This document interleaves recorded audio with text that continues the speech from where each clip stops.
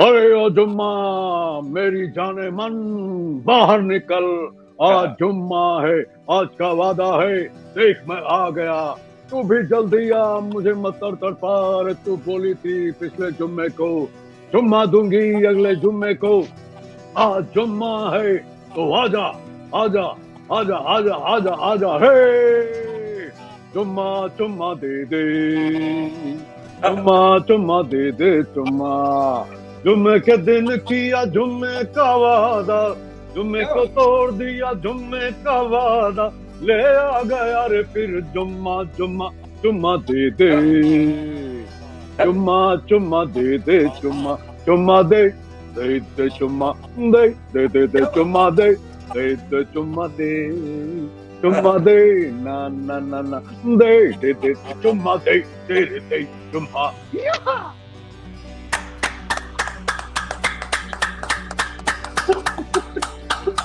क्या बात है सर, तुसी ग्रेट अनबिलीवेबल अनबिलीवेबल। अच्छा, इसी को प्रोफाइल करो। जी हजूर, जी हजूर। अरे तेरी तो धन्यवाद, प्रणाम।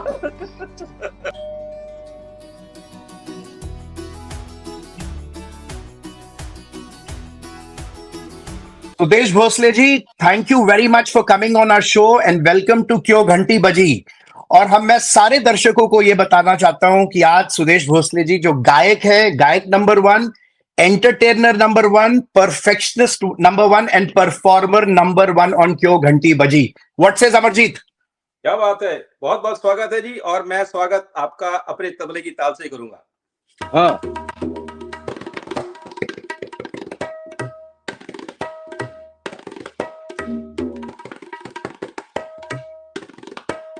क्या बात है।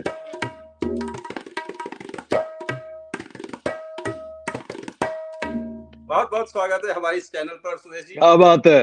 लोग कहते हैं मैं शराबी हूँ, सलाम इश्क मेरी जान जरा कबूल कर लो। वहां आके बैठेंगे शाम को, लेकिन मैं सिर्फ कॉफी 100%। कोई लोगों की गलतफहमी ना हो। और सबसे पहले तो आप दोनों को बहुत बहुत प्यार से नमस्कार। थैंक यू मैंने आपके इंटरव्यूज देखे हैं, बहुत मजा आया। और मैं ये बोलूंगा कि मेरी खुद की इच्छा थी, शैलेंद्र सिंह जी मेरे बड़े भाई हैं और बहुत ही क्लोज हैं हम लोग। उनका इंटरव्यू देखने के बाद मुझे खुद इच्छा हुई कि मैं आपके साथ बातें करूं। बहुत मजा आ रहा है। Thank you sir. आज हम धन्य हो गए। हाँ जी सर। सुदेश जी, आप ब्रश और माइक के दोनों के ही धनी हैं। इन दोनों में से आपकी सबसे अच्छी दोस्ती किसके साथ रही और ये प्यार कैसे पनपा, कहां से पनपा? जरा थोड़ा सा शुरुआती दौर से सुनाइए जरा। एक्चुअली मैं कहूँ ना, मतलब दोनों से बराबर प्यार चलता रहा जी। जब ब्रश हाथ में होता तो माइक को नहीं मालूम पड़ता था। क्या कहते ना, माइक होता तो ब्रश को नहीं मालूम। नहीं, एक्चुअली मुझे लगता है मेरी जिंदगी में जो भी हुआ है ना, सब ऊपर वाले के आदेश से हुआ है। एक्चुअली क्या कहूँ, पिताजी पेंटर थे, मम्मी गायिका थी आकाशवाणी पे, और मेरी नानी भी गायिका थी, दुर्गाबाई शिरोडकर, आगरा घराने की। तो बचपन से प्योर क्लासिकल म्यूजिक, एक तरफ कानों में म्यूजिक और आंखों के सामने 24 घंटे पिताजी का वो ब्रश और पेंटिंग।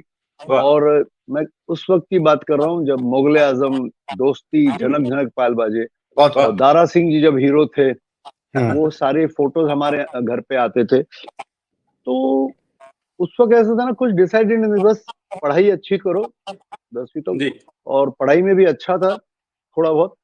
और 14 साल का था मैं, 74 में। तब मैं पिताजी के स्टूडियो में गया और वहां देखा कि राजेश खन्ना और हेमा मालिनी के जो पोस्टर्स बना रहे पिताजी, और उनके साथ 10-15 असिस्टेंट।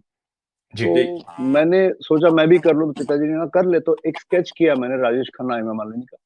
वो देख के सारे स्टूडियो में जितने आर्टिस्ट थे सब, मतलब बोले ये क्या कर दिया तूने? बोले पिताजी मेरे थोड़े से वो थे, बोले बेटा कल से स्कूल मत जा, तू हमारे लिए मत। इतना हुबहू था कमाल, लाइफ का पहला से। और प्रेम नगर के मैंने स्केचेस भी किए, पेंटिंग भी किए, और कुछ कुछ होर्डिंग जो बैनर जो मेरे हाथ पे लगे एट द एज ऑफ 14। और उस वक्त डिसाइड हो गया मम्मी डैडी का कि ये बच्चा आगे जाके पेंटर बनेगा। तो मैं 82 तक रोज सुबह 8 से लेके 12 रात के 12 तक मैं गोरेगांव से वर्ली महालक्ष्मी जाता था ट्रेन से, लटक के, वो भी बीच वाले खंबे में।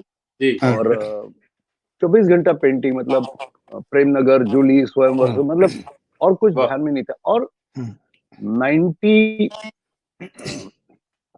हाँ कुछ 74 और ये 86 मैं क्या बोल रहा हूँ, हाँ मैं भूल गया, हाँ 74। तो 76 77 के दरमियान ये विविध भारती, अमीन सयानी जी की मेहरबानी, ये गाने जो कान पे पड़ने लगे, रफी साहब, किशोर दा, मुकेश जी, लता जी, आशिक, वो मैं कहते हैं ना एक आकर्षित होने लगा उन गानों को। और जाने अनजाने में जी 150-200 गाने याद हुए मुझे। माय गॉड, और मुझे नहीं पता चला कि मैं जो गाना सुन रहा हूँ मैं उसी आवाज में गा सकता हूँ। जैसे सैगल साहब, SD बर्मन मेरी मतलब पहली आवाज है जो अपने आप निकली। मेरी उसमें मतलब कहते हैं ना कोई कोशिश नहीं थी या कंट्रीब्यूशन नहीं, लेकिन वो स्कूल कॉलेज में दोस्तों के बीच था। घर में मेरे पिताजी इतने स्ट्रिक्ट थे, हम लोग गोवा से हैं, शिरोड़ा गांव हमारा, शिरोडकर जो कामाक्षी देवी कामाख्या, वो हमारी कुल देवता, क्योंकि गोवा के थे तो प्योर क्लासिकल, देन नाट्य संगीत और सुगम संगीत। जब ये मैं सुनता था विविध भारती तो पिताजी चिल्ला रहे, हे हो ये कोई गाना होता है? मतलब इतने उनको बॉलीवुड से नफरत थी, जबकि खुद बॉलीवुड के बैनर्स बनाते जी। और जब मैं ये जोक के तौर पे बताता हूँ कि पिताजी घर में आते थे या रहते थे, तो कहते ना मुंबई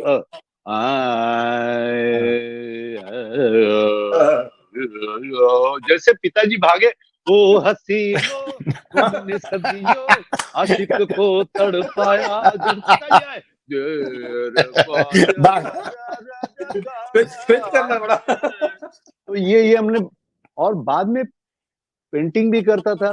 धीरे धीरे कॉलेज में ने कल्चरल ग्रुप ज्वाइन किया, तो वहां एक सीनियर थे हमारे जो SD बर्मन साहब, अजीत साहब, बोले कैसे हैं आप भोसले साहब? तो उनको मैं देखता था, यार ये कैसे करते हैं?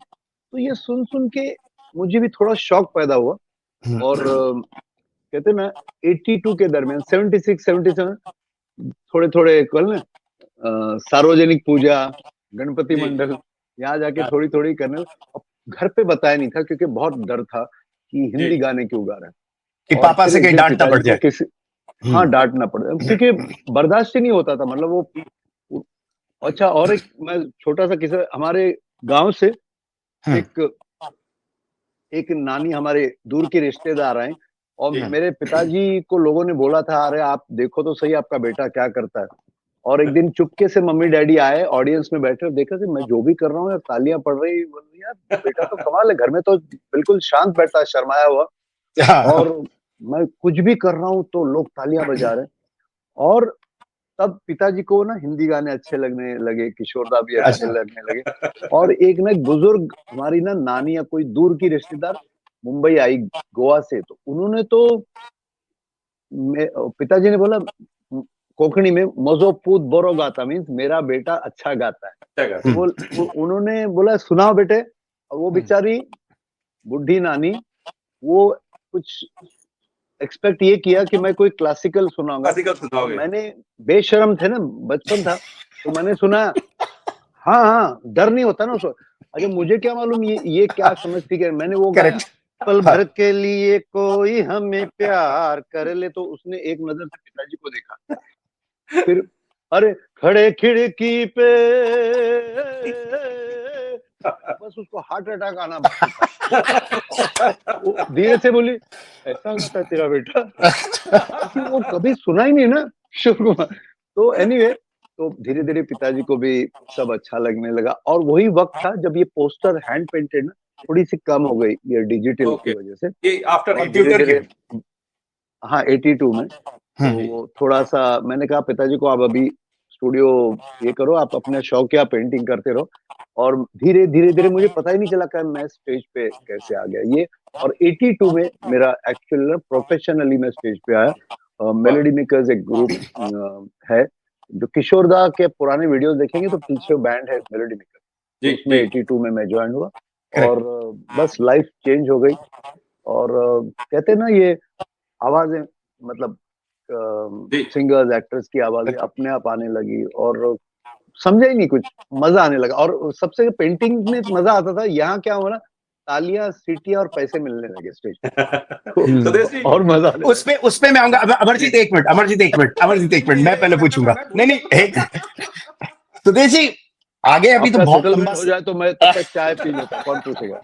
सेटलमेंट हो गया। सुदेश जी, आपकी माताजी भी क्लासिकल सिंगर थी और नानी भी क्लासिकल सिंगर थी, उनके बारे में कुछ बताएं सर, क्योंकि ये शो पहले उनके बारे में सुनते फिर आगे चलेंगे। माताजी का नाम सुमन भोसले, क्लासिकल गायिका थी और ऑल इंडिया रेडियो पर गाती थी।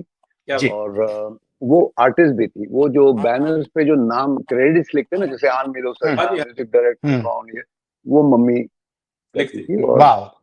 और 24 घंटे सुनता था। लेकिन मैंने सोचा यार मुझे तो पेंटर बनना है, और इसलिए मम्मी ने कभी सिखाया। और नानी बहुत ही प्रसिद्ध दुर्गाबाई शिरोडकर, अजमत हुसैन खान साहब की शिष्या, आगरा घराना। उनको हमको कई सालों से उनके कुछ रिकॉर्ड्स मिले हैं। तो कहते हैं कि सिखाया नहीं बैठ के, लेकिन कानों पे बहुत पड़ा हुआ है। और पिताजी ऐसे आर्टिस्ट थे कि दादा कौन के राजश्री प्रोडक्शंस, वी शांताराम जी, उनके सारे होर्डिंग्स पिताजी बनाते। N R Bhosle art. और पृथ्वीराज कपूर जी जब प्लेस करते थे ना गांव में, मेरे पिताजी उनके साथ जाके वो सेटिंग का पेंट। अरे वाह। तो खानदान में मतलब खून में ठूस ठूस के भरा पेंटिंग। जी एक उस जमाने में, आज के जो दर्शक हैं इनको तो सब अडोबी, फोटोशॉप, कोरल ड्रॉ ये सब पता है। एक पोस्टर बनने में कितना वक्त लगता था और कितने लोग लगते थे? नहीं, नॉर्मली आप एक पोर्ट्रेट करोगे तो 1 महीना भी लगता है, लेकिन हमारे जो बैनर्स है ना, 1 घंटे में बन जाते हैं। फिल्मी क्या होता था, जैसे रिलीज, हाँ जी, एक दिन में, कुछ चंद घंटों में। क्योंकि जब मूवी की रिलीज डेट नजदीक आती थी ना, तो डिस्ट्रीब्यूटर आके बोल, भोसले 2 थिएटर बढ़ गए, तो फटाफट। तो हम लोग इतने प्रैक्टिकल है ना, मतलब without brush, without charcoal, direct brush से पेंटिंग करना प्रैक्टिकल होता। ब्यूटीफुल। और पोस्टर्स को उतना टाइम दे नहीं सकते, क्योंकि थिएटर्स बढ़ते हैं। पहले तो 1-1.5 महीना पहले पूरे हाईवेज पे, रेलवे स्टेशन, एयरपोर्ट पे। उसके बाद फिल्म 35 थिएटर में रिलीज होती थी, तो उतने बैनर्स बनाने पड़ते। और एक वहां पे एक सुपरस्टिशन में एक सोच थी कि 12 बजने से पहले अगर होर्डिंग नहीं लगी ना, तो फिल्म फ्लॉप हो जाती थी। Oh my God. उस वक्त प्रमोशन मतलब सिर्फ वो सजा हुआ बैनर देख के फिल्म लोग अंदर आते थे। सुदेश जी, मैं सॉरी नवीन जी, मैं आपको कॉल कर रहा हूँ। नहीं। आप जब गाते हैं तो क्या बात है, पेंटिंग करते हैं तो क्या बात है, पर आपकी अपनी आवाज और उसी आवाज के साथ दूसरे की आवाज को परफेक्शन के तरीके से गाना, वही सुर, वही अंदाज, इवन आप वो हाव भाव भी लेके आते हैं गाने में, मतलब ये कैसे पॉसिबल होता है? ये चमत्कार कैसे करते हैं? चमत्कार मतलब ये कैसे कर पाते हैं? आप क्या अपनी आवाज भूल जाते हैं या? मैं उनमें से हूँ जो कहते ना, जैसे रफी साहब बोलते थे ना, उनकी वो करवाता था। मैं सांस भी हम लोग उसकी इच्छा के बगैर नहीं ले सकते। मैंने ठीक है, मैंने रियाज किया है मतलब, लेकिन ये कुछ चीजें ना मुझे नहीं मान। और जो मेरा स्वभाव है ना, अगर आप मुझे ऐसे पार्टियों में मिलोगे तो बोर हो जाओगे, इतना मतलब शांत आदमी हूँ। मतलब मुझे कोई पार्टियों में बुलाता ही नहीं। लेकिन ये जो आवाजें करना, ये मैं एक्चुअली अभी तक सोच में हूँ कि कैसे कर पाता हूँ। मतलब जैसे धीरे धीरे पहले गम दिए मुस्तकिल कितना नाजुक है दिल, ये न जाना। हाँ ये जालिम जमाना। ये कॉमेडी नहीं है, ये मिमिक्री नहीं है, ये बस उनको एक मतलब, इसलिए आपने देखा मिमिक्री में दूसरों का मजाक नहीं होता। और ये आवाज जो है ना, ये टोन मुझे आकर्षित करता था बचपन। फिर अचानक वो सुन मेरे बंधु रे, सुन मेरे मतवा, सुन मेरे साथी रे। मैं क्या करता हूँ ना, इसको अगर आप कोई भी एक्टर हो या सिंगर, देखिए सिंगर और प्लेबैक सिंगर में फर्क यही होता है कि प्लेबैक सिंगर आप तभी बन पाते हो जब आप एक्टिंग जानते हो। ब्यूटीफुल। आपने देखा होगा कि शम्मी कपूर लग रहा है वो, या दिलीप साहब लग रहा है, या राजेश खन्ना लग रहा है, ये क्यों? हाँ, ये नेचुरल होता है प्लेबैक सिंगर में। और सक्सेसफुल प्लेबैक सिंगर मेरे हिसाब से वही बन सकता है जो एक्टर भी होता है। आप लता जी देखिए, आशा जी देखिए, वो लगेगा हेलन जी गा रही है, या मुमताज जी गा रही है, या लीना जी या मधुबाला जी। तो एक वो अंदर से शायद एक एक्टर है मुझमें। तो जब मैं मिमिक्री करता हूँ या मैं जब गाना गाता हूँ, तो वो मैं अपना एक्टिंग का जो टैलेंट है शायद यूज करता हूँ। तो जैसे अगर मैं गाऊं मेरे अंगने में, वही अगर मैं मेरे, तो पूरा पूरा बॉडी चेंज हो, मेरे अंगने में तुम्हारा क्या काम है, अपने आप को समझ लेना। जैसे वो एक रेयर वॉइसेस आज मैं सुना, मतलब दादा मुनि, ओम प्रकाश जी तो आपने सुने हैं, लेकिन जैसे कुछ वॉइसेस, एक गाना आया था अरेबिक सॉन्ग है ना, दे दे दे दे दे दे ला ला ला ला ला ला ला, याद है? तो मैंने 6 वर्जन्स गाए थे, 6 फिल्म सर। और एक मैंने गाना गाया था श्रीमान आशिक फिल्म में अनुपम खेर जी की आवाज में। लड़कियों से ना मिलो तुम, लड़कियां तो है बलाए, सुबह शाम मत करो तुम, लड़की लड़की लड़की इनकी बेवफा अदाए। ये जैसे राजकुमार जी ने कभी खुद भी नहीं सोचा होगा कि वो गाना गाएंगे, तो वैसे वो ना मोहम्मद अजीज और मैंने गाया, बहुत अच्छे दोस्त आज नहीं, मुन्ना भाई, है ना? इमली का बूटा बेरी का पेड़, इमली खट्टी मीठे बेर, उस जंगल में हम 2 शेर, चल घर जल्दी हो गई देर। और एक गाना नाना पाटेकर जी और राजकुमार जी के लिए से मुन्ना भाई, पीले पीले ओ मोरे राजा, पीले पीले ओ मोरे जानी। ऐसे एक्सपेरिमेंट्स काफी लोगों ने करवाए। और जैसे एक गाना मैं बोलता हूँ, उस वक्त लाइव होता था सब कुछ, 80 म्यूजिशियंस के साथ ये कविता जी और मैंने जुम्मा चुम्मा गाया लाइव। तो प्यार का कर्ज एक फिल्म थी, और के बपैया जी डायरेक्टर थे। वो उस वक्त 80s का जमाना, जीतू जी, श्रीदेव जी। तो मिठुन दा और मीनाक्षी जी की एक फिल्म थी, और गाने के मैं और अनुराधा जी गा रहे थे। और गाने के बोलते, कह दो सारी दुनिया से, कह दो कर दो टेलीफोन, टेलीफोन कर दो टेलीफोन, कम से कम 1 साल चलेगा अपना अपना अपना हनीमून, टेलीफोन।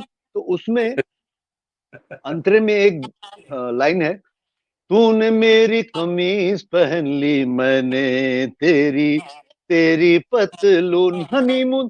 तो रिकॉर्डिंग से टेक से पहले ना बापैया जी आए और लक्ष्मी जी के कान में कुछ बोले, लक्ष्मीकांत जी के। तो मुझे लगा मेरी कंप्लेंट कर रहे हैं, शायद उनको गाना पसंद नहीं आ रहा था, और क्योंकि नया नया था। तो लक्ष्मी जी आए, वो लक्ष्मी जी ऐसे बोलते थे, लक्ष्मीकांत जी की आवाज सुनाता हूँ, देश प्रेमी में उन्होंने गाना गाया अमित जी के लिए, गोरे नहीं हम काले सही, हम नाचने गाने वाले सही, तुम सा एक नहीं, ला हम सा एक नहीं। तो लक्ष्मीकांत जी और आचार्य ने गाया, अमिताभ बच्चन। तो बोले, तो मुझे लगा कुछ डांट पड़ेगी। बापैया जी गाते, तो गाते गाते मिठुन की आवाज में कुछ कर। सर लाइव में कैसे करूँ, डबिंग में ठीक है, तो कर सकता है, उनकी इच्छा। तो मैंने कहा, तूने मेरी कमीज पहन ली, अरे तूने मेरी कमीज पहनी रे, मैंने तेरी तेरी पतलून, हनीमून। तो ये कलाकारियां करते रहते हैं। Very good sir, super super. अच्छा सुदेश जी, जो आपको फर्स्ट ब्रेक मिला था स्टेज पे, फर्स्ट ब्रेक, यूजुअली जो फर्स्ट ब्रेक होता है on a live TV show और लाइव परफॉर्मेंस, वो कौन सा था और who gave you the first break? अच्छा, स्टेज पे अगर कहूँ तो हाँ, हमारी स्टेज। कॉलोनी में एक पूजा थी। अच्छा। और हाफ पैंट में था तभी, मतलब इतना अच्छा। छोटा था। और मुझे कॉलोनी में पता था ये गाता है, तो मुझे ऐसे ही चढ़ा दिया स्टेज पे, कोई अच्छा। ऑर्केस्ट्रा नहीं, कुछ नहीं। और पहली बार ऑडियंस को देख रहा हूँ और मैंने वो गाना गाया, वादा तेरा वादा। सच्चाई छुप नहीं सकती बनावट के असूलों से, कि खुशबू आ नहीं सकती कभी कागज के फूलों से। तो ये गाना मैंने गाया अच्छा। हाफ पैंट, मतलब आप मुझे पता नहीं, या 10-12 साल का, 10-12 साल। और कुछ नहीं साथ में, वो पुराने स्टील वाला शिकागो वाला लटकता हुआ माइक। और मैंने गाया तो सही, और गाना जब खत्म हो ना, मेरी आंखें एक दूसरे से मिल गई थी। मतलब देख रहा हूँ तो हर कोई मुझे क्यों देख रहा है, डर के। लेकिन वो गाना, इतना डरा हुआ था मैं। लेकिन जब गाना खत्म हुआ ना, गाना वंस मोर हुआ, और अचानक एक ढोल वाला पीछे बैठा, ढोलक वाला, बोले वापस गाओ। तो ये मेरा पहला परफॉर्मेंस था, लेकिन अच्छा हो गया। अच्छा। और फिर धीरे धीरे होने लगे। और लेकिन मैं कहता हूं, मैं वो परफॉर्मेंस मुझे हमेशा याद रहेगी, क्योंकि मुझे मालूम नहीं था परफॉर्मेंस क्या होते। गाने याद थे, लेकिन लोगों के सामने गाना, और मैं देख रहा हूँ ना सब लोग ऐसे, तो मैं डर गया, इतना डरा कभी नहीं था। लेकिन यादगार रहेगी वो। सुदेश जी, देखिए काफी लोगों ने मिमिक्री की है, काफी जी, अपने अपने अंदाज में की है। कुछ लोगों ने अच्छी की है और कुछ लोगों ने बहुत चीप की है, माफ करिएगा। मतलब बहुत उसके लिए क्या कहें, कहने की जरूरत नहीं है। पर आपने जिस साफ सुथरे ढंग से मिमिक्री, बहुत साफ सुथरे ढंग से, और एक मिनट अमरजीत, सुदेश सर, आपने मिमिक्री ऐसे करी है लाइक एन आर्ट, जैसे एक बगीचे को सजा के रखते हैं। आपने किसी का कभी मजाक नहीं उड़ाया? मजाक नहीं, आपने उसको उसका एक थीम बना के लोगों के सामने पेश किया। और ये कैसे मैनेज किया? आपने वाओ किया कि भाई अच्छा ऐसे भी हो सकता है। नहीं, ये मैं भी कभी देखता था ना कि वल्गर कर रहे हैं कुछ लोग, या किसी तालियां बटोरने के लिए किसी सीनियर, अपनी ही इंडस्ट्री के किसी सीनियर का मजा।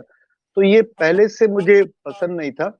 और मैं बहुत लकी आर्टिस्ट हूँ जो 82 से 87 तक मैंने किशोर दा के साथ स्टेज पे काम किया। तो मैं स्टेज पे रफी साहब के गाने गा के फिर किशोर दा को बोला, अजी ऐसा मौका फिर कहाँ मिलेगा।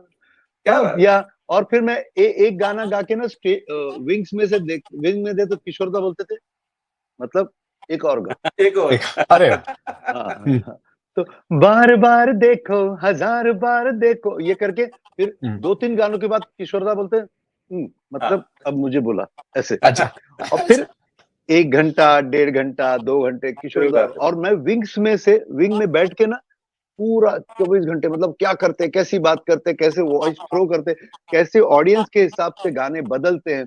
तो और मैं आज तक, मेरी आदत है कि मैं कभी वैनिटी में, मेकअप रूम में, ग्रीन रूम में बैठता नहीं। अपना होने के बाद मैं कुर्सी डाल के बैठता हूँ, कितना भी नया कलाकार हो या कितना भी बड़ा कलाकार हो। क्योंकि हर शो में मैं ये ऑब्जर्व करता हूँ, मुझे लगता है ये सब लोगों ने कर रहे हैं, कि इस कलाकार का ऑडियंस को क्या पसंद आ रहा है, ऑडियंस को क्या अच्छा लग रहा है, तो वो सीखने की कोशिश। तो ये ऑब्जर्वेशन और सीखना कि क्या ऑडियंस इसमें से पसंद कर रही, क्या नहीं पसंद कर रही। और उस वक्त किशोर दा के शो में मैं ये सैगल साहब, हेमंदा, SD बर्मन साहब, RD बर्मन साहब के आवाज में वो एक गाना है, लैला ओ लैला है ना, अमित कुमार जी का, वो मैं मिमिक्री करता था। किशोर दा ने मुझे हमेशा कहा था, सुदेश तू बहुत अच्छा है, लेकिन एक बात याद रखना, तू सैगल साहब और संजीव कुमार का कभी मजाक नहीं करना, मैं उनकी बहुत रिस्पेक्ट करता हूँ। और किशोर दा इतना प्यार करते थे मुझे, मतलब मैं बता नहीं सकता। मतलब बोलते थे तू सबसे अच्छा है रे, मतलब। और जैसे उनके साथ कोरस भी गाया है, उनको पानी भी पिलाया। पीछे पुराने वीडियोस देखे, दुबला पतला लड़का खंजरी भी बजा रहा है, कभी कभी खड़े होकर डुएट भी गाया। तो उनसे मैंने सीखा। और मैंने ना लता जी, आशा जी, किशोर दा, अमित जी के साथ मतलब पेट भर के काम किया। USA में 80s में साल में 4 टूर करते थे हम लोग, 1.5 महीने की। और मैंने एक देखा इन लोगों से, ये जितने भी कलाकार, मैंने तो ऑलमोस्ट सबके साथ काम किया, लेकिन जितने भी ये कलाकार है ना, कि किसी ने ये नहीं कहा कि हम ग्रेट हैं, वाह, किसी ने ये नहीं बोला कि हम उससे अच्छे हैं, कि किसी ने दूसरे कलाकार की मेरे सामने या कहीं भी बेइज्जती नहीं की या बुरा कहा। तो वो फैंटास्टिक। एक संस्कार मुझे मिले हैं। ये अमित जी ग्रेटनेस हो तो बोले नहीं, हाँ अमित जी बोले यार मैं गायक नहीं हूँ यार, मुझे कुछ नहीं आता, बस मैं करता हूँ।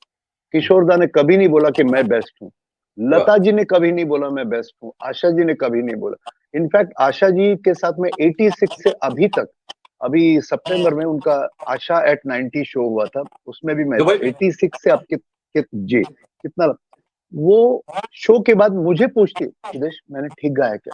आप वाह, सोच सकते हो? कमाल है, और कमाल है। मैंने और एक आशा जी का इंटरव्यू देखा, इंटरव्यू नहीं, ये रियलिटी शो में आशा जी से किसी ने पूछा कि क्या आप परफॉर्मेंस से पहले या रिकॉर्डिंग से पहले डरती हो? तो बोले जो डरता नहीं वो आर्टिस्ट ही नहीं। परफेक्ट। समझ रहे? वाह, मतलब वाह, लता जी भी शो से पहले बहुत कंसर्न होती कि अपने गाने सुनेंगे लोग, नहीं इनको नए गाने सुनने की आदत है। तो समझ रहे हैं? मतलब सर एक जिम्मेदारी, एक नाम बनने से पहले मेहनत, और नाम बनने के बाद उसे मेंटेन करने के लिए कंसर्न, मतलब ऐसा नहीं यार देख लेंगे मैं बड़ा हो गया हूँ। तो ये चीजें, इसलिए अभी वो किसी का मजाक करना कभी सोच भी नहीं सकता। इसको सर सुदेश जी जिस्ट पे कह सकते हैं, understanding is the discipline. Yes, बिल्कुल बिल्कुल बिल्कुल। ये अमरजीत के व्हाट्सएप के उस पे लिखा हुआ है, understanding is the discipline. I didn't understand a word, but it was good. अच्छा सुदेश सर, अच्छा भाई अमरजीत, अच्छा ठीक है। Sudesh ji, to the lighter note, मैं आपसे ये पूछना चाहूंगा कि आपने आपको भगवान ने ये तौफीक दी है कि आप किसी की भी आवाज निकाल सकते हैं। उस सिलसिले में कभी स्कूल में या कॉलेज में आपने ऐसी कोई शरारत की है जिसके लिए आपको पनिश किया हो, कि आपने प्रिंसिपल की आवाज निकाल के किसी को बुला लिया हो या किसी को डरा दिया हो, कोई ऐसा प्रैंक किया हो जिसके लिए आपको पनिश किया हो? इनफैक्ट मेरे माता पिता और मेरे स्कूल टीचर्स या जितने भी सीनियर्स है ना, वो भगवान की कसम खा के बोलते थे कि सुदेश ऐसा कर ही नहीं सकता। लेकिन कोई प्रैंक कभी नहीं। हाँ, मैंने एक बार ये हुआ, एक पेशेंट से बात की थी अमित जी बन के। अच्छा, अच्छे काम किए। अच्छे तो यार घबराओ नहीं, सब ठीक हो जाएगा, मैं आपके लिए प्रे करूंगा। तो ये, और दूसरा, एक बार एक पिता ने वो अमित जी के मतलब दोस्त, अमित जी के दोस्त हैं, तो उनके बर्थडे पे अमित जी ने उनको विश किया फोन करके, और अमित जी फोन करे तो नेचुरली जो बंदा है वो कम से कम बोलेगा ना thank you sir, thank you sir. मतलब कोई भी आदमी, वो कोई किसी भी उम्र उठ के मुर्दा खड़े हो जाएगा इमीडिएटली, बच्चन फोन कर रहा। हाँ, तो वो उन्होंने बोले थैंक यू सर, चरण स्पर्श वगैरह, और उन्होंने फोन रख दिया, और अपने बेटे को, छोटा 8 साल का बच्चा है, बोले Amit ji had called to wish me. तो बोले मुझसे बात क्यों नहीं कराई? अभी फोन लगा, अगर आप झूठ बोल रहे हैं, अभी फोन लगा, और अमित जी, अब वो सोचे यार अमिताभ बच्चन को वापस कैसे फोन करूं मैं कि मेरा बेटा रहा। तो उन्होंने मुझे फोन किया, मेरे भी प्लीज सुदेश जी मेरे लिए इतना कर।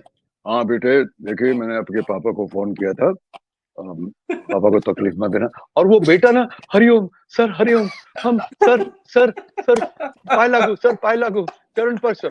हाँ बेटे, तू बहुत बड़ा हो ना, और कभी कभी सेट पे मैं तुम्हें बुला लूंगा पिताजी के साथ, मैंने ही फोन किया था, एकदम प्यार से रहना, अच्छे बच्चे हो।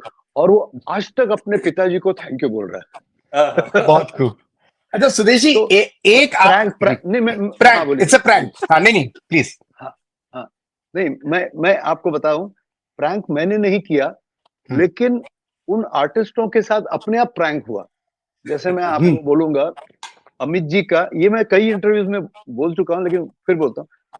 पहला जब सीजन था 2021 में, कौन बनेगा करोड़पति, तो 2021 नहीं, सॉरी 2002 में, 2001 या जो भी। तो उनकी जो ऑप्शंस होते हैं ना 4, उसमें क्या फोन अ फ्रेंड, तो उन्होंने एक बंदा बैठा था बंगाली, और उन्होंने उसके दोस्त को फोन लगाया कोलकाता में, और बंगाल में मेरे 45 इयर्स के करियर में मैक्सिमम शोज बंगाल में हुए। मतलब वो बहुत म्यूजिक के बहुत दीवाने, और कहते हैं ना किसी भी आर्टिस्ट को नया हो पुराना बहुत प्यार से सुनते। तो उधर मेरे चाहने वाले कुछ ज्यादा ही हैं।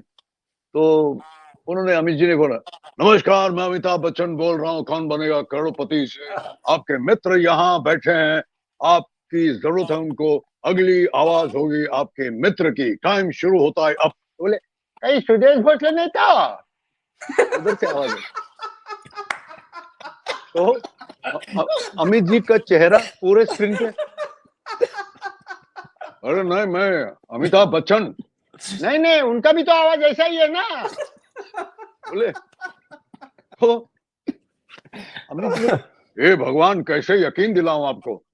अभी आपने भगवान का नाम लिया ना, फिर तो आप अमिताभ बच्चन। कौन बनेगा करोड़पति से, मैं बोल रहा हूँ सुदेश भोसले। ये हुआ। Too good sir. और ना अमित जी को स्टूडियो चाहिए था मेरी आवाज रिकॉर्ड करने के लिए। एक सहारा स्टूडियो है हमारे मुंबई में। जी जी। तो किसी ने कहा उस स्टूडियो की बुकिंग सपना मुखर्जी के पास है, तो अपने कलीग है हमारी, प्लेबैक सिंगर सपना मुखर्जी। जी जी बिल्कुल। तो अगर आप फोन करेंगे तो स्टूडियो देखे। तो सपना जी, मैं अमिताभ बच्चन। सुदेश मजाक मत करो। सपना जी, मैं अमिताभ बच्चन। सुदेश, मैं फोन काट दूंगी। सपना जी, मैं अमिताभ बच्चन। सर सचमुच आप बोल रहे हो? नहीं नहीं, मैं सुदेश भोसले बोल रहा हूँ। और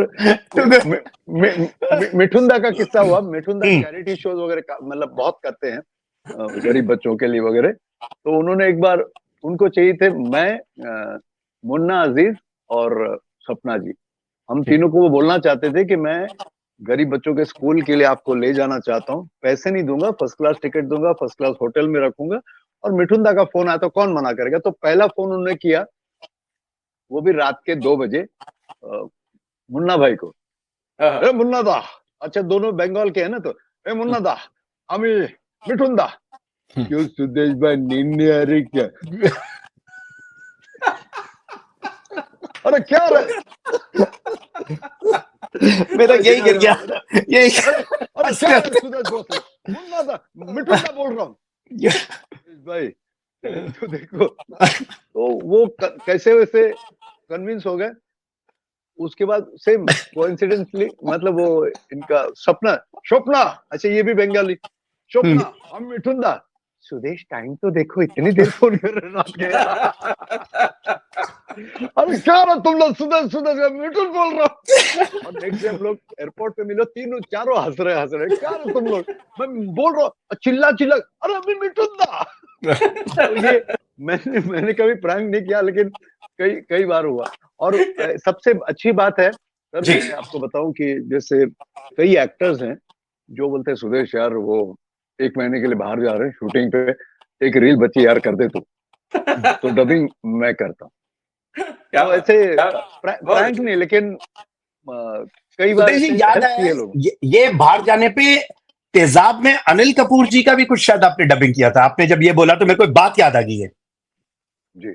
उसका किस्सा ऐसा है कि मैं काफी एक्टर्स की कर रहा था मिमिक्री स्टेज पे, और एक समय आया कि जब मेरे जो वेल विशर्स है, मेरा परिवार बोले, यार भैया क्या नकल कर रहा है, इसकी आवाज, तेरी आवाज कहाँ है। तो मुझे थोड़ा सा झटका लगा, और मैंने क्या किया, मैं थोड़ा सा नर्वस हो गया कि अरे हाँ बात तो सही है, मैं अजीत साहब करता हूँ, असरानी जी, सुनील दत्त साहब, इनों मेरा क्या है, किशोरदा के गाने गाता हूँ, रफी साहब के, हेमंत दास जी। तो मैंने ना एक शो में ना नॉर्मल वॉइस में गाया, तो इंटरवल में आ गए, अरे आज अमिताभ बच्चन क्यों नहीं किया, आज अजीत साहब क्यों नहीं किया, आज राजकुमार, हम तो उसके लिए आते हैं, ये क्या। मतलब ये क्या हो गया मेरे साथ, मतलब मेरी आवाज में कोई गाना कबूल ही नहीं कर रहा। उसके बाद मैंने स्टूडियो में जब लोग आते थे, स्टूडियो में लोग आते थे, तो अभी एक बहुत अच्छा भजन है गणेश जी का, मैं नेचुरली अपनी आवाज में गाऊंगा, तो गाने गाए 2 बहुत अच्छे थे। मैंने वो म्यूजिक डायरेक्टर को भी थैंक यू बोला, कि भैया थैंक यू, मुझे भजन के लिए भी तुमने सोचा, वरना मेरा तो यही इमेज है। बहुत अच्छा लगा। इतने में प्रोड्यूसर आए, कंपनी नई शुरू थी, उनके ओनर आए, बोले सुनाओ। तो मैं एक्सपेक्ट कर रहा था कि मेरी तारीफ करेंगे, इतना मेलोडियस। बोले यार मजा नहीं आया। तो मैं भी परेशान, म्यूजिक डायरेक्टर परेशान। बोले क्यों, इतना अच्छा गाया सुदेश जी ने। बोले नहीं यार ठीक है, जुम्मा चुम्मा का पंच नहीं है। गणेश जुम्मा चुम्मा का पंच, गणेश देर लगी ना समझने में। सुनिए ना, तो मैंने बोला सर ये भजन है, इसमें अमित जी की आवाज अगर मैं डालूं तो ये कॉमेडी हो जाएगी, लोग आके मारेंगे घर पे। नहीं फिर आपको क्यों बुलाया हमने? अरे उनके पास जवाब था। अच्छा। तो हाँ, तो मैं ना उसी वक्त क्या हुआ कि मैं सोच रहा था कि अब नहीं किसी की आवाज में नहीं, अपनी। उसी वक्त ना संजीव कुमार जी का देहांत हुआ। और इंडस्ट्री में ऑलरेडी मालूम था कि एक लड़का है जो अलग अलग आवाजें कर। तो मेरे पास 5 फिल्म के प्रोड्यूसर्स आए एक्चुअली घर पे कि सर आपने हमारी डबिंग नहीं की तो हमारे लाखों रुपए का रील जो है वो कचरे के डिब्बे में जाएगा, हम रास्ते पे आ जाए। तो उसकी वजह से मुझे फिर डबिंग शूट, तो संजीव कुमार की जी लव एंड गॉड, कत्ल, ऊंच नीच बीच। लव एंड गॉड है लैला मजनू पे, करेक्ट, याद है लव सर। स्टोरी है। अमजद भाई, संजीव कुमार, और उसकी के आसिफ जी उसके डायरेक्टर थे। और उसका रिकॉर्ड था उस फिल्म का कि उस फिल्म से जो भी जुड़ा वो गुजर गया। 7-8 उसके जुड़े।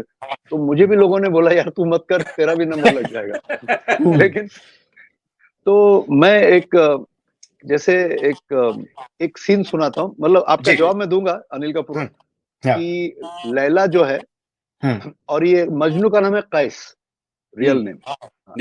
तो वो गरीबों को कपड़े खाना बांट रही है, उसी कतार में मजनू भी है भिखारियों की तरह। तो उसको देख के लैला बोलती है ये तुम्हारी किसने हालत बनाई है कैस? तो कहता है मोहब्बत तो इतना इनाम दे चुकी है, अब देखते हैं जमाना मुझे क्या इनाम देता है। तो ये इस तरह का। तो वो मैंने फिल्म की कत्ल फिल्म में एक शेर उन्होंने पढ़ा, उसकी पहली 2 लाइनें पढ़ी और कहा कि अब बाकी मैं कल आके करता हूँ, और वो आए नहीं वापस। तो वो उसी शेर को मैंने कंटिन्यू किया। लाइफ में पहली बार डबिंग मैंने की जो लाइफ में कभी नहीं की थी, वो लिप सिंक के साथ होती थी डबिंग। अभी तो कंप्यूटर पे ना शिफ्ट करते हैं। और तो ये करते करते ना मैं बोला ये कि हो क्या रहा है मेरे साथ, मैं छोड़ना चाहता हूँ। और फिर मैं आनंद जी भाई के पास गया, कल्याण जी आनंद जी भाई, मैं बहुत परेशान हूँ, हमारे गुरु जैसे हैं कल्याण जी भाई, आनंद जी। कोई भी चीज हम लोग बांटते। बोले सर मैं परेशान हो गया, मुझे अपनी आवाज में कोई गवा नहीं रहा, या कोई हर कोई मेरा अमिताभ बच्चन सुनना चाहता। तो बोले सुदेश चुप बैठ, तेरे जैसे कितने हमारे देश में? मतलब मालूम नहीं। बोले कोई नहीं है, तो अकेला है। ऊपर वाला तेरी गाड़ी चला रहा है, अपने हाथ से उसको डिरेल मत कर, चुपचाप जा अपना काम कर। तब से मैं एकदम टेंशन फ्री हो गया। और अब मैंने ना गायक हूँ, ना कॉमेडियन हूँ, ना डांसर हूँ, मैं एंटरटेनर हूँ। मैं 2-2.5 घंटे जो भी स्टेज पे होता हूँ, अभी मैंने लाइफ का गोल है कि सामने वालों को घर जाते हुए मुस्कुरा के भेज दो। बहुत खूब सर, मैंने शुरुआत भी करी कि entertainer number 1। Yes sir, thank you. तो आपने एक मिनट, वो बाकी वो अनिल कपूर जी का बात आएगा। सॉरी अनिल कपूर का अभी बाकी है यार। तो मैं संजीव कुमार का डबिंग कर रहा था ना BR स्टूडियो में, संजीव साहब का। तभी सामने वाले स्टूडियो में mister India super duper hit हुई और उसके कुछ ना एक्स्ट्रा रील्स बचे थे जी। तो वो रशिया में फिल्म फेस्टिवल के लिए बोनी कपूर जी भेजना चाहते थे और कुछ 1-2 रील्स उन्होंने ऐड किए, कुछ कॉमेडी सीन्स। तो अनिल कपूर के पास वक्त नहीं था।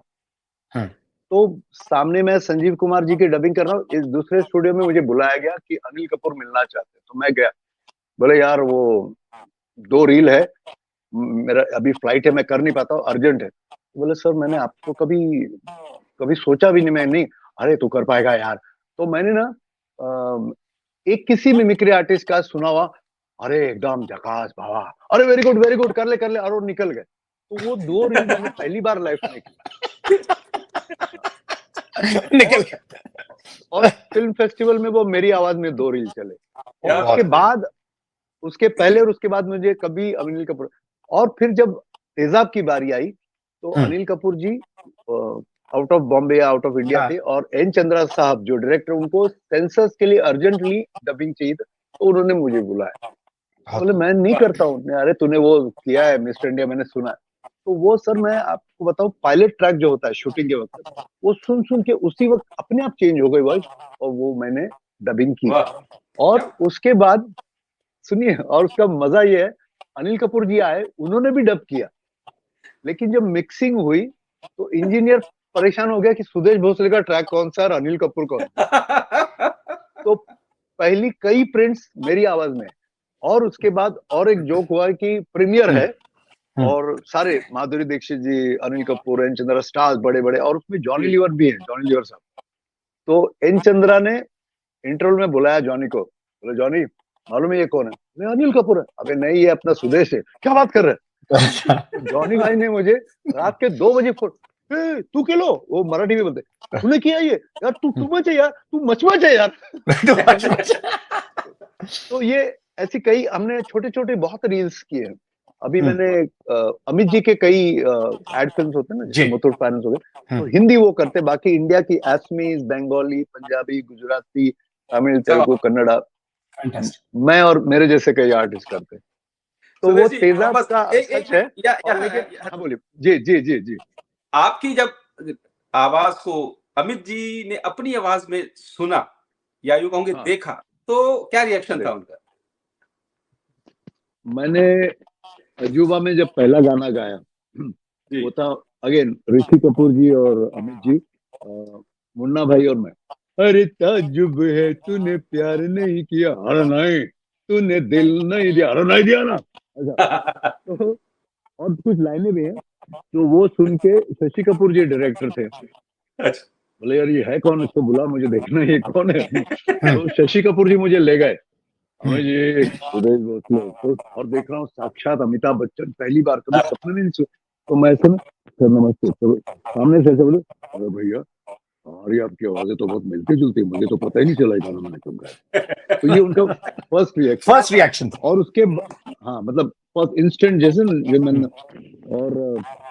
और मैं फिर भागा वहां से। तो शशि बोला अरे जाओ उनसे पूछो कैसा हुआ गाना, मतलब ही वॉज वेरी, मतलब बहुत सपोर्टिव थे। तो मैंने सर गाना कैसा, हाँ बहुत अच्छा बहुत अच्छा। फिर मैं भागा, तो समझे ना वो, that was my first introduction. और उसके बाद जब जुम्मा चुम्मा की बारी आई, तो जुम्मा चुम्मा के वक्त भी ना वो गाना हुआ, रिकॉर्ड हुआ अमित जी के सामने, और रिकॉर्डिंग होने के बाद, गाना हिट होने के बाद, अपने हर शो में अमित जी मुझे ले जाने लगे, सुरेश मेरे हर शो।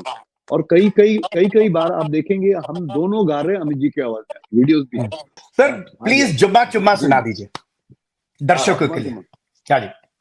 अरे ओ जुम्मा मेरी जाने मन, बाहर निकल, आज जुम्मा है, आज का वादा है, देख मैं आ गया, तू भी जल्दी आ, मुझे मत तड़पा रे, तू बोली थी पिछले जुम्मे को जुम्मा दूंगी अगले जुम्मे को, आज जुम्मा है तो आजा आजा आजा आजा आजा आजा, हे जुम्मा चुम्मा दे दे, जुम्मा चुम्मा दे दे चुम्मा, जुम्मे के दिन किया जुम्मे का वादा, जुम्मे को तोड़ दिया जुम्मे का वादा, ले आ गया रे फिर जुम्मा जुम्मा चुम्मा दे दे, चुम्मा चुम्मा दे दे चुम्मा चुम्मा दे दे दे चुम्मा दे दे दे दे चुम्मा दे दे दे चुम्मा दे ना ना ना ना दे दे दे चुम्मा दे दे दे चुम्मा।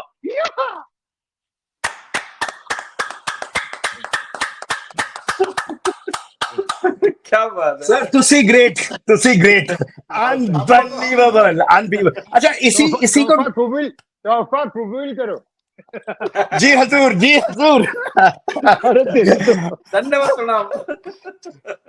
सुदेश जी, अमिताभ और मैं एक शो करते हैं आप पूरे वर्ल्ड में जी, Amitabh, it's a super hit, उसके बारे में कुछ बताएं। मैंने, हम लोग घर में जब पत्नी बच्चे चर्चा करते हैं, तो बोलते यार आज जो भी हूँ, मतलब मैं एयरपोर्ट पे, हाँ एयरपोर्ट पे भी जाता हूँ तो लोगों को मेरा नाम नहीं मालूम, अरे यार वो देखो अमिताभ की आवाज निकालते हैं ना, वो जा रहा है। तो मतलब जो भी है अमित जी की वॉइस से लोग जानते, तो मैंने वो माइक पीछे जा रहा है बार बार। अच्छा ये गड़बड़ हो रहा है। हेलो नहीं माइक अभी आए नहीं, कुछ डिस्टॉर्शन भी है। हाँ हाँ अभी ठीक, हेलो अब परफेक्ट है। हाँ तो मैंने सोचा चलो एक ऐसा शो करते हैं कि जो कोई नहीं है, बहुत कम लोग कर सकते हैं, कि ट्रिब्यूट टू अमित जी। और उसमें क्या है कि अमित जी के हिट गाने, मतलब संग बाय किशोर दा, रफी साहब, मुकेश जी, पंचम दा, देन अमित जी खुद और मेरे। लेकिन उसमें स्पेशलिटी क्या है कि सिर्फ गाने नहीं होते उसमें, उन गानों से पहले वाले डायलॉग्स मैं बोलता हूँ। अरे वाह, तो वो स्पेशलिटी, जैसे मैं और मेरी तन्हाई अक्सर बातें करते हैं, ये कभी कभी मेरे दिल में है, तो ये, या मुंशी जी हमारी जिंदगी का तंबू, तीन बम्बू, शायरी, शराब और आप, इन तीनों में से अगर एक बम्बू भी हिल गया तो हमारी जिंदगी का तंबू खुल जाएगा। आप ही कहते थे ना मुंशी जी, औरत जब तक मर्द की जिंदगी में ना आए, मर्द की बात में वजन पैदा नहीं, बात में वजन पैदा करते करते मुंशी जी हमारा वजन कम हो गया। अगर ये मोमबत्तियां बुझने से पहले नहीं आई मुंशी जी, तो जिंदगी भर के लिए हमें मोमबत्तियों से नफरत हो जाएगी। लेकिन एक बात कहें मुंशी जी, वो आएगी जरूर। वाह वाह वाह वाह बेटे विकी, वो आएगी, जरूर जरूर आएगी, लेकिन उसके लिए अपनी शायरी में थोड़ा दम लाओ, थोड़ा वजन लाओ। ये वजन दिल की दुकान पर दिल की बाजार में बेटे, अगर वो नहीं आएगी तो कनाडा से दोनों आ जाएंगे। आपने सर मार ही दिया, बोला हमें गूगली मार दी, दोनों को गूगली मार दी। I was expecting something like that. तो ये इस शो में ऐसा है कि अमित जी के डायलॉग्स और नॉट ओनली अमित जी भी, उनके साथ ओम प्रकाश जी या अलग, तो ये बहुत लोग पसंद करते हैं। और उसके लिए मैंने अमित जी से रिक्वेस्ट किया, सर मैं आपके नाम से शो बना देते। तो बोले क्यों, मेरे नाम से क्यों? बोले सर जो भी लोग जानते हैं आपकी वजह से जानते हैं। तो मैंने कहा सर एक अगर हो सके तो बाइट। तो उन्होंने इतना अच्छा बाइट दिया मुझे कि वैसे मैं बता दूं, मेलोडी मेकर्स जो ऑर्केस्ट्रा है जो किशोर दा के साथ, और 70s में अगर आपने देखा ना, अमीन साहब बोलते थे and the award goes to Kishore Kumar, तो पीछे बैंड बजता था, ऑर्केस्ट्रा बजता, ये सीडी वगैरह या डांस वांस नहीं हुआ, वो मेलोडी मेकर्स था। तो वो कोइंसिडेंटली उसके जो ओनर है और गिटार अशोक कुमार सराफ, वो मेरे ससुर हैं अब। अरे मैं उस ग्रुप में 82 में ज्वाइन हुआ था। और मेरी जो पत्नी है हेमा, वो भी पियानो बजाती है, उन्होंने भी किशोर दा के साथ शोज किए अपने स्कूल और कॉलेज। मेरी वाइफ ने वो प्रोड्यूस किया है शो, कामाक्षी आर्ट्स, और मेरा बेटा उसमें गाता है, सिद्धांत, he is a singer composer. तो हम तीनों मिलके और पूरा ऑर्केस्ट्रा के शो का। तो अमित जी ने कहा कामाक्षी आर्ट्स, उनकी पत्नी की कंपनी जो है वो ये शो कर रही है, उनका बेटा भी जा रहा है, बधाइयां वगैरह। और एक बहुत इम्पोर्टेंट लाइन जिसके लोग इतनी तालियां बजाते हैं, उन्होंने कहा सुदेश ने अपनी आवाज देकर मेरे गीतों को एक नया जीवन लिया है। तो कितना बड़ा आशीर्वाद है। और ये गाना और ये शो बहुत सक्सेसफुली हम लोग इंडिया और बाहर भी करते हैं। बहुत सुदेश जी, हमने आपका काफी टाइम लिया पर दिल नहीं हट रहा है, तो कुछ और सवाल। नहीं अभी नहीं, एक मिनट पहले, उससे पहले अमरजीत हमेशा आप लोगों ने बहुत टाइम लिया, मैं बहुत बिजी आदमी हूँ, सोने वाला हूँ दिन भर। बहुत बिजी हूँ। अमरजीत एक मिनट, सुदेश जी, अमरजीत हमेशा गेस्ट, अभी हम आपको जाने नहीं देंगे। अमरजीत हमेशा एक गेस्ट को हमेशा ये पूछता है कि कोई राज की बात बताओ, ठीक है? पर मेरे को वो राज की बात सुननी है 1956 में 50,000 रुपीज वाली, प्लस उससे जोड़ के जो 14 टेनेंट और 20 साल। नहीं, जो आपने बता दिया राज कहाँ रहा, राज की बात तो बताएंगे जनाब। पोल खोल दिया आपने, बहुत आपने रिसर्च किया है। हाँ बिल्कुल, दैट वाज इन 1986 86 सॉरी से पहले 4 साल सॉरी पर एक चीज है, सारे दर्शक सुनना चाहेंगे उसको, क्योंकि that is an inspiration for the generations to come. जी जी, एक्चुअली तो मैं बता रहा हूँ थोड़ा सा, एक उसके पीछे एक स्टोरी है। मैं जब मालूम पड़ा कि मैं आई कैन सिंग, और लोग बुलाने लगे, पहले तो कॉलोनियों में बुलाते थे, बर्थडे में, पूजा में बुलाते थे, फिर कुछ ऑर्केस्ट्रा बुलाने लगे, फिर 82 में मैं ज्वाइन हुआ मेलोडी मेकर्स। और मुझे एक मतलब खुशी का झटका या सपना, मतलब जो है कि मुझे पूछा गया अशोक जी ने कि पासपोर्ट है क्या, मतलब नहीं है तो बना लो जल्दी, यूएसए जाना है। तो मैंने कहा कि अच्छा, बोले किशोर कुमार के साथ जाना, तो मतलब कौन किशोर कुमार? मुझे कहाँ से मालूम? अरे किशोर कुमार जिसके भक्त हो तुम। अरे क्या बात कर रहे हो, किशोर दा के साथ? अपने? हाँ, बोले तू जाएगा, तू एंकरिंग भी करेगा, शुरू में गाने भी गाएगा, कोरस भी गाएगा, पानी भी पिलाएगा, बॉडीगार्ड भी बनेगा उनका। तो बोलेगा तो हाँ, कभी कभी तो हमको जाना पड़ता था, मुझे देख के और लोग आते थे, बोले इसको तो फूंक मारे तो निकल जाए, ऐसा। तो एनीवे, तो आशा जी उस वक्त ऑर्केस्ट्रा, अच्छा ऑर्केस्ट्रा ढूंढ रही थी। उन्होंने किशोर दा से बोला, यार किशोर दा वो अच्छे म्यूजिशियंस नहीं मिल रहे, तो बोले ये मेलोडी मेकर्स ले जाओ, 500 गाने बाहर थे, वक्त पे आते, बिफोर टाइम आते, पैसे की भी झंझट नहीं, और बहुत ही प्यार से प्रोफेशनल। मेलोडी मेकर्स एक ऑर्केस्ट्रा है, प्लेबैक सिंगर के साथ बन जाना, तो हम लोग बड़ी, मतलब ये तो हमारे लिए कहते हैं ना लक की बात है। तो उस वक्त मैं जब पहले शुरू हुआ 82 में, तो 5 साल तक मेरा पर शो नाइट थी 60 रुपीज। अच्छा, 50 रुपीज। हाँ, और अगर फॉरेन गए आउट ऑफ इंडिया तो नाइट डबल, 120। अच्छा, 120। हाँ 120, कितनी बड़ी बात है। और मेरा पहला फॉरेन टूर था 1984 में, हेमा मालिनी जी, हेलन जी और असरानी जी, तो हमको 120 रुपये मिला पर शो। और उसके बाद 86 में आशा जी बोली मुझे ये ऑर्केस्ट्रा देखना है, म्यूजिशियंस देखना है। तो वो षणमुखाना हॉल में चुपचाप आपके बैठी, ऑडियंस को पता नहीं, और उस दिन पता नहीं ऊपर वाला बहुत ज्यादा खुश था मुझसे। मैं जो भी कर रहा था, किशोर दा, अमिताभ बच्चन, एस.डी. बर्मन, संजीव कुमार, हेमंत दा, मुझे इस पे ऑडियंस वंस मोर दे रही थी, और देखा चुपके से आशा जी भी तालियां बजा रही। और शो के बाद वो चली गई, और हम लोग सब ने इंटरवल में ना पाउडर ऑर्डर लगा के कि आशा जी के पैर छूने पहली बार मिले, तो हमारा मैनेजर है वो चली गई, क्या क्या बेकार शो किया तुम लोगों ने, ये सब नर्वस हो गया। और इंटरवल, हाँ इंटरवल के बाद हम लोग दूसरे, तू गा रहे, किसी को इंटरेस्ट नहीं, क्योंकि आशा जी ऑडियंस में नहीं। लेकिन मेरा मैनेजर बोला वीडियो देखोगे, इधर तो तेरे बारे में पूछती गई, ये लड़का कौन है? तो मैंने, क्यों मजाक कर रहे हो यार मेरा? मैं बोल रहा हूँ सुन से तेरे बारे में, ऑर्केस्ट्रा तो अच्छा लगा उनको, लेकिन तेरे बारे।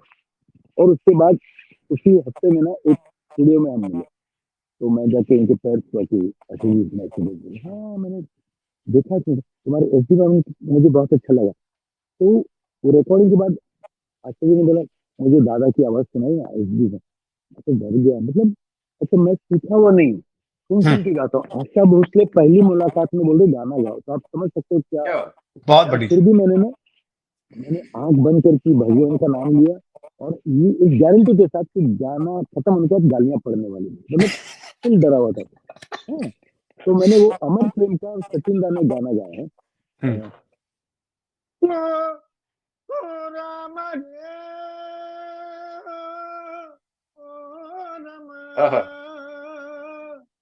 डोली में बिछाई के लागे मोरे सजना के द्वार, ओ बीते दिन खुशियों के साथ, देखे दुख मन को आजाद। तो ये मैंने गाना गाया, और दो अंतरों के बाद, दो अंतरों के बाद मैंने डर से आंख खोली कि अब क्या होगा। देखा तो आशा जी ऐसे बैठी थी पूरी, और जब गाना खत्म उन्होंने हाथ हटाया तो दोनों आंखों से आंसू बह रहे थे। सब डरे हुए वहां पे, और मैं क्या हुआ, तो मुझे ऐसा लगा कि दादा खुद सामने खड़े होके गा रहे हैं, वाह, उनकी ये क्या और बात। उन्होंने मुझे रिक्वेस्ट की कि आप वापस गाओगे, तो मैंने तो गाया वापस। तो बोले एक अमिताभ बच्चन की आवाज कर, तो मैं हिम्मत बढ़ गई थोड़ी कि हेमंत दा की एक लाइन संगीत को, और वो चली गई, कुछ बोली नहीं, कैसेट लेके चली गई। दूसरे दिन 7 बजे मुझे पंचम दा के यहाँ से फोन आया कि पासपोर्ट लेके 10 बजे आ जाओ, उनके मैनेजर को। वाह, एकदम टैक्सी पकड़ के 9:30 बजे पहुंच गया। तो वहाँ पे उनके पंचम दा का जो म्यूजिक रूम है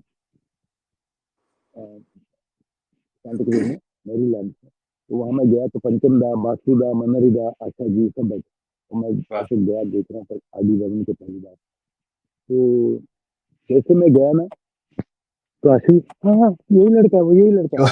तो मैंने बोले पंचम दा नमस्ते। बोले, मेरे बाप की आवाज में गाते हो? पंचम दा बोले, सब लोग हंसने लगे। तो पंचम दा ने किस्सा सुनाया कि मैं नहा रहा था और आशा ने बोले ये कैसेट बाहर प्ले की थी, जो बिना म्यूजिक की थी। तो मुझे भी यही लगा कि पिताजी को गुजरे तो इतने सारे, मुझे लगा मेरे पिताजी बाथरूम के बाहर खड़े। तो मैं आधी वो नहा के टॉवल पहन के, कौन है कौन है? बोले कोई नहीं, इसके पिताजी नहीं, एक नया लड़का है। बोले इसको 10 दिन बाद हम लोग हांगकांग जा रहे, इसको लेके चलते। तो मेरा नंबर लगा, और वहां पे मेरी पहली एंट्री में इतना वंस मोर उनको अगर सुनना हो तो, अगर फिल्म रिलीज हुई थी, तो इतना अच्छा वो हुआ। पंचम दा फिर एस डी बर्मन गया, तो पंचम दा विंग्स में ऐसे दौड़ के आया, मुझे गले लगा, एकदम इमोशनल हो गया। वाह, और वो शो में इतना, मतलब कहते हैं ना, रिस्पॉन्स मिला। जी, तो आशा जी का बेटा आया इंटरवल में, बोले बहुत अच्छे किए, ये ले। और उन्होंने ऐसे एक बोलते ना, क्या बोलते हैं उसको, बंडल बंडल, हाथ में रख दिया। मैं समझ गया था बंडल। अब आप समझ सकते हो मेरे जैसा लड़का कहाँ जाएगा, सीधे बाथरूम में, टॉयलेट में, और गिनना शुरू कर दी। गिरना शुरू कर दिया। अभी मैंने तो पहले ही दिया बता नहीं दी। मैंने पहले ही बता दिया आपको। और सर 60 रुपीज टिक बैठा था, डायरेक्ट 6,000 रुपये। वाह, वाह, फैंटास्टिक। है ना? और और मैं सच कह रहा हूँ, आर डी बर्मन आशा जी का शो के बावजूद भी ना, मेरा उस इंटरव्यू के बाद मन नहीं लगा शो में। मुझे लगा मैं कब भागू घर पे माँ के हाथ। वाह, लवली, लवली। और फिर आशा जी की वजह से 6,000 के 6 लाख कब बने पता नहीं चला। और फिर ऊपर वाला मतलब इज सो काइंड। और जो जनता है पूरे, मतलब वर्ल्ड की, मतलब कोई भी कंट्री हम लोग कहीं भी इतना प्यार देती है। तो बस मैं तो ये सोचता हूँ अपनी औकात से बहुत ज्यादा प्यार मिला अरे मुझे। नहीं sir, you're superbly You are talented. too blessed, Sudesh too ji, blessed. Amarjeet एक मिनट। नहीं नहीं नहीं नहीं, पहले पहले मैं अच्छा, पूछ आप पहले लड़ लो दोनों, मैं यही हूँ, कहीं नहीं जाऊंगा। मैं ये हमारी हमारी लड़ाई तो आपके बाद नहीं चलेगी सर। मुझे, मैं ज्यादा नहीं, 2-3 क्वेश्चन है मेरे। एक तो एक ही सबसे अच्छा 2-3 बहुत होते हैं एक्टर, सर। 2-3 बहुत होते हैं। देखिए बहुत। सबसे अच्छा एक्टर कौन लगता है मिमिक्री करने में, और सबसे अच्छा जो सिंगर आप, कौन सा है जिसको आप मिमिक्री आपका फेवरेट, आपका फेवरेट। गाना पसंद, आपकी फेवरेट? एक तो मैं बताऊंगा कि सबसे पहले कि कुछ एक्टर्स की आवाजें मुझे, हाँ, कुछ एक्टर्स की आवाजें मुझे अपने आप आई, मतलब मेरा उसमें कोई कंट्रीब्यूशन नहीं है, मैंने कोशिश भी नहीं की। जैसे अमित जी, हाँ, मुकद्दर का सिकंदर एक देख के मैंने किसी को बोला स्कूल में, ए जोरा जान दरवाजा खोल दे, वाह, और मेरे दोस्तों ने बोला ये अमित जी जैसे साउंड कर रहा, तो मुझे अरे यार ये तो मैं कर सकता हूँ। उसी तरह अनुपम खेर साहब, एक फिल्म चल रही थी, टीवी पे देख रहा था, तो अमित जी उनको एक चांटा मारते हैं अनुपम खेर को। तो वो बोलता, तू मेरा बेटा बेटे मिस्टर डेविड, तूने मुझे चांटा मारा, और विद इन सेकंड्स मेरे मुंह से वो सेम डायलॉग बनता, अरे यार आ गया। उसी तरह संजीव कुमार जी को मैंने किसी और को देखा, जॉनी जिसकी साहब थे, कॉमेडियन पुराने, तो वो एक आइटम करते स्टेज पे, तो तबस्सुम जी उनका इंटरव्यू लेती है, तो बोलते संजीव भाई, संजीव कुमार आपकी शादी नहीं हुई? तो वो कहते तबस्सुम तुम्हारी शादी हो चुकी है? हाँ मेरी तो हो चुकी है। तो मैं कैसे शादी करूंगा? मैं कैसे शादी करूं? तो ये मैंने सोचा यार ये कैसे पॉसिबल। तो 10-15 दिन आवाज खराब हो गई, लेकिन आ नहीं रही थी, और अचानक है। और अब मैं आता हूँ उससे जो मेरी favourite voice, of course Amit ji हैं, क्योंकि मैं अभी मेरा ना, अच्छा मेरा ये है प्रॉब्लम कि मैं एक 4-5 दिन किसी के साथ टूर कर लूँ ना तो मेरी आवाज चेंज हो जाती है। तो मैं शब्बीर कुमार के साथ एक बंगाल का टूर किया और उसके बाद पहला शो पूना में था, तो पहले ही गाना पर्वतों से आज मैं टकरा गया, तुमने दिया आवाज लो में फिर दो मुसाफिर। अरे मेरे बोले तो पागल हो गया तो किधर गाना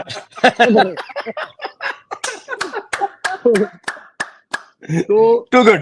मेरे फेवरेट कौन है मालूम है? अजीत साहब और असलानी जी। असलानी जी के साथ मैं इतने टूर किए, तो बाद में असलानी जी बोलते यार मुझे इंट्रोड्यूस तू ही कराएगा, तो मैं बोलता था आ रहे आपके सामने अंग्रेजों के जमाने के जेलर, शुरुआत है लेफ्ट राइट, जब हम नहीं सुधरे तो तुम क्या सुधरोगे। तो ये मेरी बहुत ही मतलब नेचुरल नींद में भी उनके, हाँ, और ये आप दोनों से मिलके बहुत खुशी है।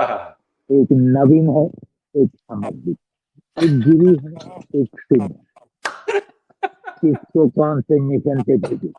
नवीन अमरजीत पे नजर रखना, और अमरजीत तुम नवीन पे नजर रखना, इसके धमकी नहीं, इसके धमकी नहीं, चेतावनी समझना। Too good, too good. Sudesh ji, I raise my hands.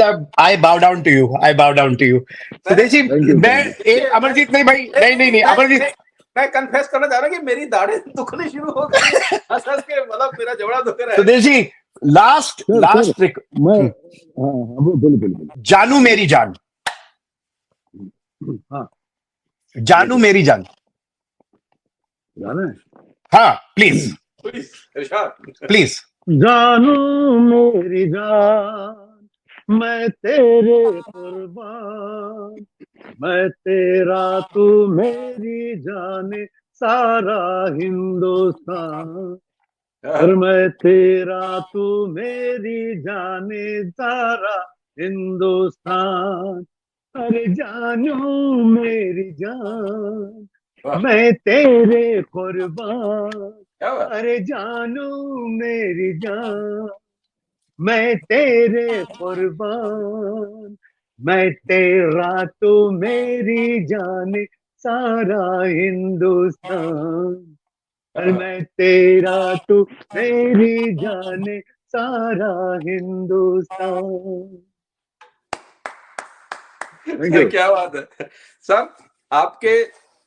आपके लिए खास तौर से मैं नगाड़ा परन पेश कर रहा हूँ, और नगाड़े की चोट पर हम दोनों भाई ये कहना चाहते हैं कि आप जैसा कोई नहीं, आप जैसा कोई नहीं, एंटरटेनर नंबर 1, एंड जिससे भी बात करिए वो सारे कहते हैं। ठीक है सर, नगाड़ा जो डंडे से बजाया जाता है, नगाड़ा पेश किया जाए। जी हुजूर सर, नगाड़ा पेश किया जाए। हाँ क्या बात है, बहुत अच्छा,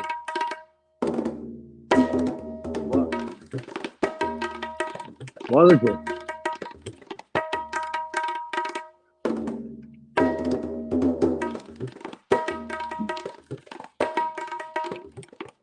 बहुत बढ़िया सुदेश जी, आई होप हम दोनों ने आपको ज्यादा तंग तो नहीं किया। नहीं, लेकिन मैं सच कह रहा हूँ, ये नॉर्मली इंटरव्यूज बड़े सीरियस होते हैं, लेकिन आपके दोनों के मुस्कुराते हुए चेहरे देखकर और आपका स्टाइल, लेकिन मतलब आप दिन भर भी मुझे बिठाओगे क्योंकि मैं बहुत बिजी हूँ, आप जानते हो। तो जब भी याद करो सर, मैं आप दोनों का फैन बन गया बहुत सर। प्यार से। नहीं सर, प्लीज पायल आगी, एंड हम आपके फैन हैं, आपके जूनियर्स हैं, एंड हम आपको बहुत जल्दी मिलेंगे sir, and thank you very much. और मैं अपनी तरफ से कह रहा हूँ, किसी आर्टिस्ट को अगर बुलाना है, जॉनी लीवर साहब वगैरह, तो मुझे बोलिए, मैं आपको सारे आर्टिस्ट हाजिर कर दूंगा। सर, इतना अच्छा आप बोलते हो या इंटरव्यू करते सर, मैं नमन करता हूं, और जिन से मैंने बात करी आपके बारे में, सबने ये कहा कि बहुत ही डाउन टू अर्थ और जेन्युइन है, और मैं हाथ जोड़े हुए हूं, और I mean I can just say कि मेरी आंख में थोड़ा हल्के से नमी है कि वाकई में मैं गॉड ब्लेस यू और गणेश जी की आप पे हमेशा कृपा रहे सर। माँ सरस्वती की। और इसी तरह दुनिया को मुस्कान और खुशियां बांटते रहे आप सब लोग।